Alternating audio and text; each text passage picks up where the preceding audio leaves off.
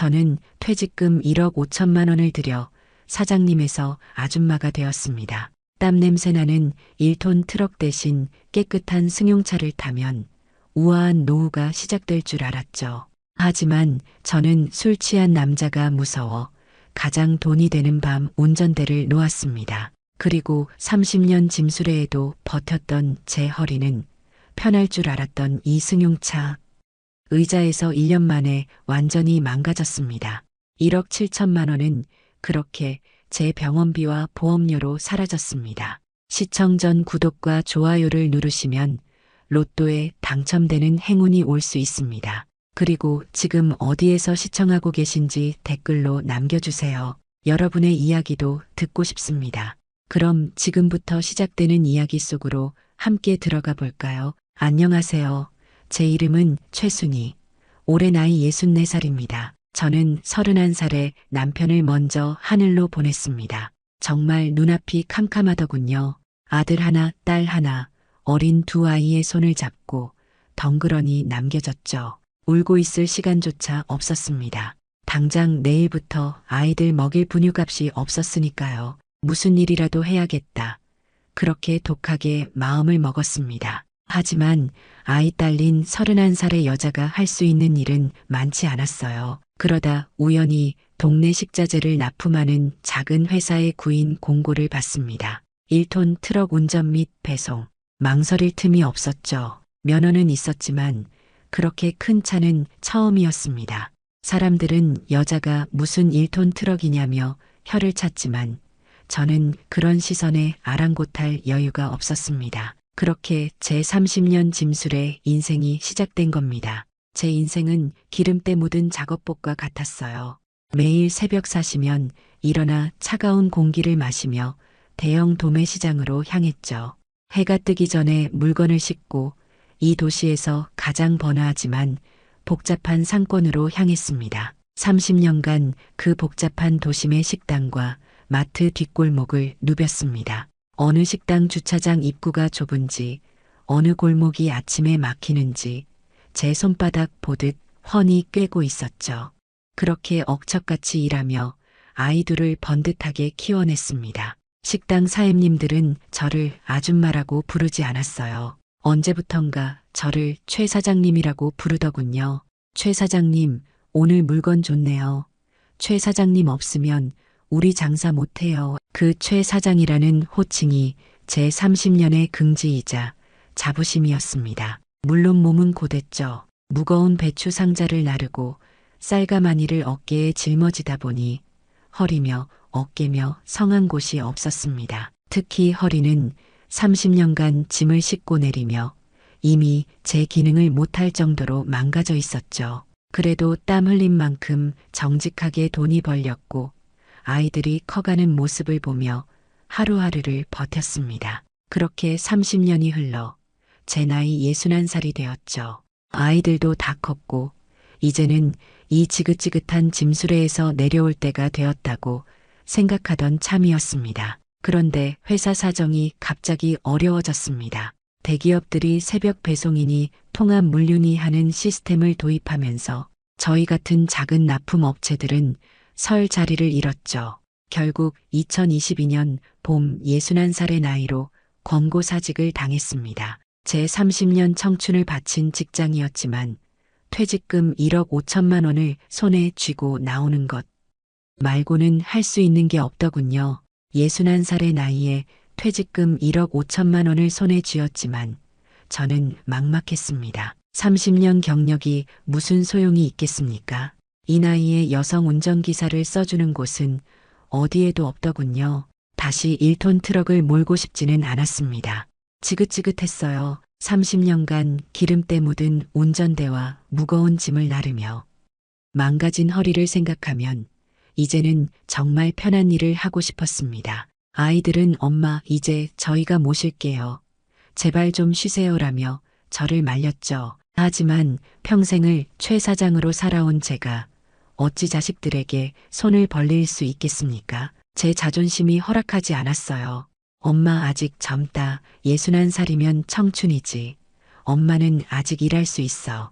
그렇게 제2의 일자리를 알아보던 중 제 눈에 개인 택시가 들어왔습니다. 그거라면 할 수 있을 것 같았어요. 아니, 저에게는 완벽한 직업처럼 보였습니다. 우선 30년간 단 하루도 쉬지 않고 운전한 베테랑 아닙니까? 그것도 이 도시에서 가장 복잡한 도심 상권의 골목길을 훤히 꿰고 있었죠. 둘째로 더 이상 무거운 짐을 나르지 않아도 되었습니다. 그저 깨끗한 승용차에 반듯하게 앉아 손님만 모시면 되는 일이었죠. 비가 오나 눈이 오나 에어컨 밑에서, 히터 밑에서 우아하게 일할 수 있다고 생각했습니다. 땀 냄새 대신 향긋한 방향제 냄새가 나는 운전석을 꿈꿨습니다. 그것이야말로 제 30년 고생에 대한 보상이라고 생각했어요. 저는 바로 개인 택시 면허 시세를 알아봤습니다. 당시 2022년 봄 면허 가격이 1억 원에 육박하더군요. 저는 오히려 확신을 가졌습니다. 쯧쯧. 면허값이 이렇게 비싼 건 그만큼 돈이 된다는 증거야. 제 치명적인 착각이었죠. 저는 아이들에게 제 완벽한 노후 계획을 선언했습니다. 엄마, 개인 택시 할 거다. 퇴직금 1억 5천만 원으로 1억 원짜리 서울 면허를 사고 3천만 원짜리 중형차를 현금으로 살 거다. 그리고 나머지 2천만 원은 아이들 결혼 자금으로 떼어놨던 내 비상금 통장에 합쳐서 혹시 모를 예비 자금으로 쓸 거다. 대출 하나 없이 내 돈으로 안전하게 시작하는 거니까 이건 망할 수가 없는 사업이야. 아이들은 제 고집을 꺾지 못했습니다. 저는 일사천리로 일을 진행했죠. 30년 무사고 경력 덕분에 운전 자격 필기 시험은 식은 죽 먹기였습니다. 사람들이 까다롭다고 하던 정밀 운전 적성 검사라는 것도 저는 최고 등급으로 한 번에 통과했죠. 것 봐라. 나는 아무나 하는 그런 운전 실력이 아니야. 제 자만심은 하늘을 찔렀습니다. 2022년 8월 드디어 제 이름으로 된 비닐도 뜯지 않은 새 차가 나왔습니다. 까만색 중형 세단이었죠. 30년간 몰았던 덜덜거리는 1톤 트럭과는 비교도 되지 않았습니다. 기름때 대신 광택이 흐르는 운전대를 잡는 순간 정말 세상을 다 가진 것 같더군요. 저는 일부러 최 사장 시절의 단골 식당 몇 군데를 그 차로 쓱 둘러보았습니다. 어머, 최 사장, 이게 웬일이야? 웬 승용차야? 저 이제 택시예요. 사장님, 앞으로는 깨끗한 차로 모실게요. 사람들의 부러워하는 시선 속에서 저는 이미 성공한 사업가가 된 기분이었습니다. 그것이 제 노후를 전부 집어삼킬 거대한 환상인 줄도 모르고요. 2022년 가을, 저는 드디어 최순희 기사가 되어 운전대를 잡았습니다. 첫날의 떨림을 잊을 수가 없네요. 30년간 물건만 싣던 트럭과 달리 제 차에는 사람이 탔습니다. 기사님, 시청 근처로 가주세요. 빨리요. 그런데 내비게이션이 꽉 막힌 대로를 안내하더군요. 저는 손님에게 자신 있게 말했습니다. 손님, 제가 더 빠른 길을 아는데 저 믿고 맡겨주시겠어요? 저는 30년간 그랬듯이 익숙한 핸들링으로 차를 돌려 아무도 모르는 골목길과 뒷길로 차를 몰았습니다. 신호란 신호는 다 피하고 막히는 구간을 귀신같이 알아내 비켜갔죠. 내비게이션으로 30분 걸리던 거리를 저는 단 15분 만에 주파했습니다. 뒷자리에 손님이 감탄을 하더군요. 와, 기사님, 여기서 30년 사셨어요. 어떻게 이런 길을 다 아세요? 제가 이 동네에서만 30년 운전했습니다. 손님, 그 칭찬 한마디에 제 어깨가 으쓱해졌습니다. 이런 일은 매일같이 벌어졌죠. 특히 늦은 밤, 혼자 택시를 타는 젊은 여성 손님들이 저를 유독 좋아했습니다. 기사님, 여자 기사님이라 너무 마음이 편해요. 운전도 어쩜 이렇게 부드럽게 하세요. 다른 택시는 급정거 때문에 멀미 나는데 저는 수행기사처럼 운전했습니다. 차 안에는 항상 잔잔한 클래식 음악을 틀었고 방향제도 가장 비싼 것으로 골랐죠. 3D 지도를 방불케 하는 제 골목길 내비게이션 실력과 여성 기사라는 안전함, 그리고 최고급 승차감이 입소문을 탔습니다. 제 전화번호를 저장해두고 일부러 저를 콜해서 부르는 단골 손님까지 생겼죠. 제 자만심은 확신이 되었습니다. 그래, 이게 바로 내 30년 경력의 가치야. 땀 냄새 나는 1톤 트럭과는 비교도 안 되지. 그리고 2022년 12월 연말 특수가 터졌습니다. 코로나로 억눌렸던 송년회, 회식 모임이 몇 년 만에 폭발적으로 되살아났죠. 밤늦게까지 거리는 사람들로 넘쳐났고 저는 정말 쉴 틈 없이 손님을 실어 날랐습니다. 새벽 2시까지 일하는 게 힘들지 않았어요. 돈이 벌렸으니까요. 그달 저는 제 눈을 의심했습니다. 모든 경비를 제외하고 제 통장에 찍힌 순수익이 380만 원이었습니다. 1월, 2월에도 그 기세는 꺾이지 않았죠. 월 평균 350에서 400만 원, 1톤 트럭을 몰 때보다 2배는 더 버는 것 같았습니다. 저는 아이들에게 당당하게 말했죠. 것 봐라, 엄마가 뭘 했어. 이 정도면 월 400은 우습지. 이 기세면 2년 안에 차값 뽑고 엄마 노후 걱정은 끝이야. 저는 정말 몰랐습니다. 그것이 제 인생에서 가장 짧고 가장 달콤했던 반짝 특수였다는 것을요. 그리고 그 순간 저와 똑같은 꿈을 꾸는 수만 명의 은퇴자들이 택시, 면허를 사기 위해 몰려들고 있었다는 사실을 말입니다. 꿈은 짧았습니다. 2023년 3월 봄이 오자마자 거리가 싸늘하게 식어버렸습니다. 처음엔 그저 비수기인 줄 알았죠. 날이 따뜻해지니 사람들이 택시 대신 건나보네. 원래 3월은 다들 돈을 안 쓰는 달이야. 애써 태어난 척 스스로를 위로했습니다. 하지만 그것은 계절의 문제가 아니었습니다. 우선 사람들이 다시 지갑을 닫기 시작했습니다. 경기가 어렵다는 뉴스가 매일같이 쏟아졌죠. 고금리, 고물가, 사람들은 몇 년 만에 돌아온 연말 회식을 즐기고는 다시 허리띠를 졸라매기 시작했습니다. 밤늦게까지 북적이던 번화가는 밤 10시만 되면 유령 도시처럼 텅 비어버렸죠.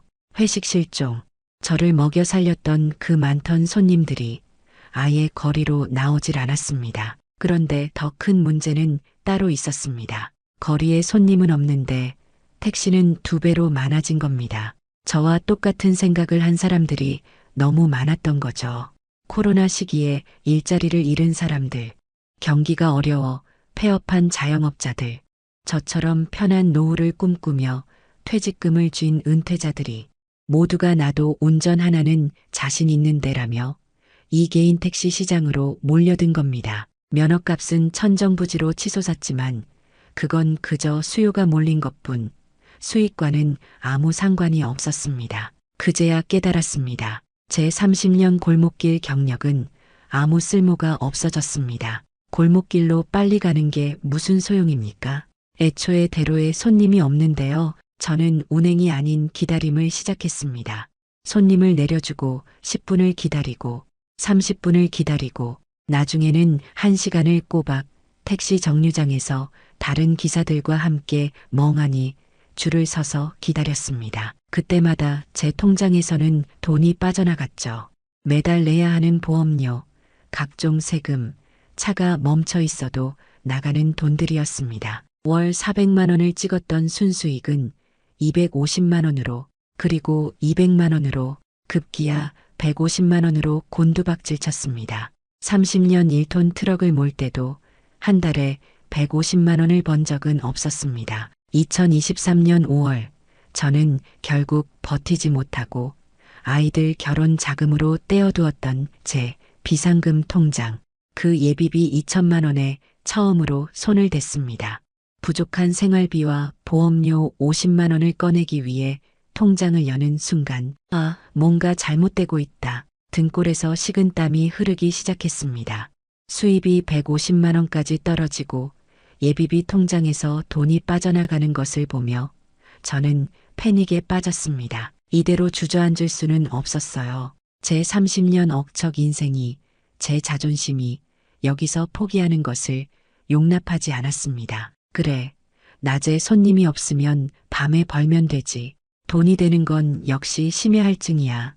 그동안 저는 60세가 넘은 여자 혼자 밤 운전하는 것이 무서워 밤 십시면 어김없이 운전대를 놓았습니다. 하지만 이제는 찬물 더운 물 가릴 처지가 아니었죠. 저는 제 자신에게 30년간 도매시장에서 남자 상인들을 쥐락펴락했던 최 사장의 깡을 다시 한번 믿어보자고 다짐했습니다. 그렇게 2023년 여름 저는 난생 처음으로 새벽 2시 운행을 시작했습니다. 그리고 정확히 3일 만에 저는 제가 무슨 짓을 했는지 깨닫게 되었습니다. 그날 새벽 1시 번화가에서 만취한 40대 남성 승객을 태웠습니다. 타자마자 차 안에는 역한 술 냄새가 진동했고 그는 목적지도 제대로 말하지 못하고 횡설수설했죠. 아, 아가씨. 운전 잘하네. 아가씨? 저 기사입니다. 손님, 목적지 말씀해 주세요. 허허. 아가씨가. 60살 먹은 아가씨가 어디 있어. 그는 낄낄거리며 몸을 앞으로 숙여 제 어깨에 손을 대려고 했습니다. 저는 소스라치게 놀라 소리쳤죠. 손님, 몸에 손대지 마세요. 아, 왜 이래. 내가 술값. 아니, 택시비 많이 줄게. 우리 한 잔 더. 그 순간 30년간 1톤 트럭을 몰며 단 한 번도 느껴보지 못한 공포가 제 온몸을 감쌌습니다. 1톤 트럭은 짐칸이 분리되어 있었고 창문이 넓어 밖이 훤히 보였죠.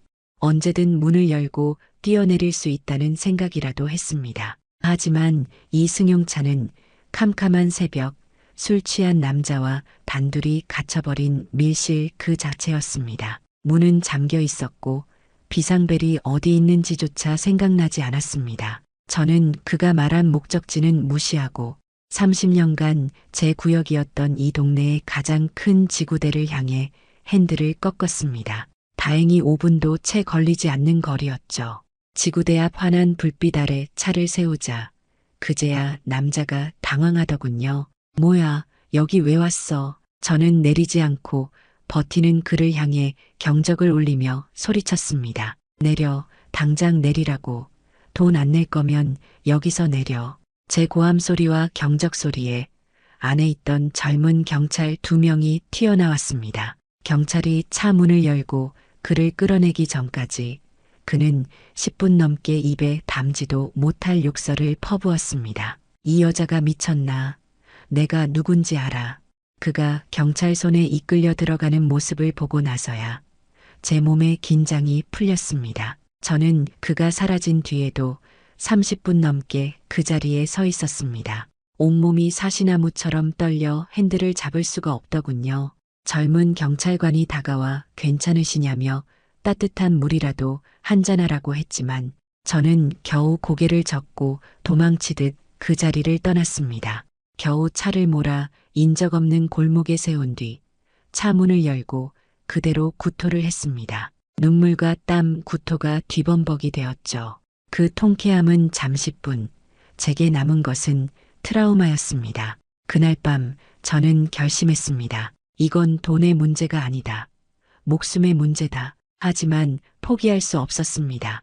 다음 날 밤 저는 약국에서 가장 독한 수면유도제 한 통을 샀습니다. 이걸로도 안 되면 그땐 정말 그만두자. 하지만 그 다음 날 밤에도 제 심장은 저 멀리서 손을 흔드는 남자가 손님인지 그날의 그 사람인지 분간하지 못했습니다. 심장이 발작하듯 뛰기 시작했고 핸들을 쥔 손이 땀으로 축축해졌죠. 결국 저는 해가 지면 시동을 끄는 반쪽짜리 택시 기사가 되었습니다. 제 사업 모델은 그 순간 절반이 날아간 겁니다. 30년의 고통. 밤 운행을 포기하자 제 수입은 다시 150만 원 언저리로 돌아왔습니다. 아니, 오히려 더 줄어들었죠. 낮 시간의 택시 경쟁은 그야말로 전쟁이었습니다. 이미 거리는 저처럼 은퇴한 기사님들로 포화 상태였으니까요. 수익을 만회할 길은 단 하나, 시간을 더 갈아 넣는 것뿐이었습니다. 그래, 밤에 못하는 거, 낮에 2배로 하면 되지. 저는 새벽 5시에 차를 몰고 나와 밤 10시가 되어서야 집에 들어갔습니다. 하루 15시간, 16시간을 꼬박 운전석에 앉아 있었죠. 그때 저는 제 인생 최악의 오판을 했습니다. 저는 30년간 1톤 트럭을 몰며 무거운 쌀가마니와 배추, 상자를 나르는 것이 제 허리를 망가뜨린다고 생각했습니다. 그래서 깨끗한 승용차에 가만히 앉아만 있으면 오히려 건강이 좋아질 거라는 그런 바보 같은 착각을 했습니다. 하지만 1톤 트럭은 짐을 싣고 내리며 허리를 펴고 다리를 움직이고 근육을 쓰기라도 했습니다. 적어도 움직였죠. 하지만 이 좁은 택시 의자는 12시간이 넘도록 제 척추를 시자로 구부린 채 시멘트처럼 굳어버리게 만들었습니다. 처음에는 그저 허리가 뻐근한 정도였습니다. 30년 고생했는데 이 정도쯤이야. 저는 대수롭지 않게 약국에서 산 파스를 붙이며 버텼습니다. 하지만 한 달, 두 달이 지나자 통증은 오른쪽 다리로 내려오기 시작했습니다. 다리가 저리고 발가락 끝에 감각이 무뎌졌죠. 그러던 어느 날 손님을 태우고 고가도로를 내려오던 중이었습니다. 앞차가 급정거를 했고 저도 브레이크를 밟아야 했습니다. 그런데 오른쪽 다리에 감각이 없었습니다. 분명히 뇌는 밟아라고 명령하는데 다리가 제멋대로 떨리기만 할 뿐 힘이 들어가지 않았습니다. 기익! 저는 왼쪽 다리로 브레이크 페달을 짓밟고 핸들을 갓길로 꺾으며 겨우 차를 세웠습니다. 기사님, 운전 왜 이따위로 해요? 손님의 고함 소리가 귀에 들리지 않았습니다. 식은땀이 온몸을 적셨죠. 이러다간 내 목숨뿐만 아니라 손님 목숨까지 앗아갈 수 있겠다. 그 길로 손님에게 양해를 구하고 저는 정형외과가 아닌 대학병원으로 차를 몰았습니다. 의사는 제 MRI 사진을 보여주며 혀를 찼습니다. 최 선생님, 30년 짐 나른 것보다 1년 택시한 게 허리에 더 치명타가 됐네요. 30년간 망가진 디스크를 12시간 앉아있는 자세가 아예 터뜨려버린 겁니다. 4번, 5번 디스크가 아예 터져서 신경을 누르고 있습니다. 당장 수술하셔야 합니다. 수술비요. 저는 그 길로 은행에 가 아이들 결혼 자금으로 떼어두었던 제 예비비 통장을 해지했습니다. 그렇게 2천만 원은 제 수술비와 입원비로 사라졌습니다. 수술 후 3개월은 운전대를 아예 잡지 못했죠. 수입은 0원이었습니다. 하지만 매달 나가는 보험료와 세금, 차량 유지비는 멈추지 않았습니다. 퇴직금 1억 5천만 원에서 면허와 차값을 뺀 2천만 원. 그 돈은 정확히 3개월 만에 제 고정비로 완전히 사라졌습니다. 제 30년의 대가 1억 5천만 원은 그렇게 공중분해되었습니다. 허리 수술을 받고 찜질과 약물 치료를 병행하며 저는 3개월 만에 다시 핸들을 잡았습니다. 의사는 하루 4시간 이상 절대 운전하지 말라고 경고했지만 당장 먹고 살 길이 없었습니다. 제 몸은 이미 정상이 아니었죠. 하루 5시간을 겨우 버텼습니다. 손님이 없는 시간에는 차를 세우고 트렁크에서 찜질기를 꺼내 허리를 찢어야 했죠. 한 달 내내 그렇게 일해도 제 손에 쥐어지는 돈은 월 100만 원 남짓, 제 병원비와 약값도 되지 않는 돈이었습니다. 그때부터였을 겁니다. 제 자신이 한없이 초라하게 느껴지기 시작한 것이. 그러던 어느 날 30년간 저에게 최 사장님이라고 불렀던 그 번화가의 단골 식당 주인을 손님으로 태웠습니다. 제가 1톤 트럭을 몰던 시절 그 사장님은 작은 가게로 시작했습니다. 제가 가끔 물건값을 외상으로 주기도 하고 좋은 물건을 먼저 챙겨주며 20년을 넘게 거래했죠. 그는 저를 볼 때마다 최 사장님 덕분에 우리 가게가 이만큼 컸다며 깍듯하게 대했습니다. 그가 제 택시 뒷자리에 탔을 때 저는 너무 반가웠습니다. 사장님, 저예요. 최순희. 하지만 그는 저를 알아보지 못하더군요. 하긴 기름때 묻은 작업복 대신 낡은 택시 조끼를 입고 허리 통증에 찌들어 10년은 더 늙어버린 초라한 제 모습을 누가 알아볼 수 있었을까요? 그저 늙고 지친 여자 기사일 뿐이었죠. 차가 조금 막히기 시작하자 그가 거울도 보지 않고 신경질적으로 소리쳤습니다. 아줌마 길 막히잖아.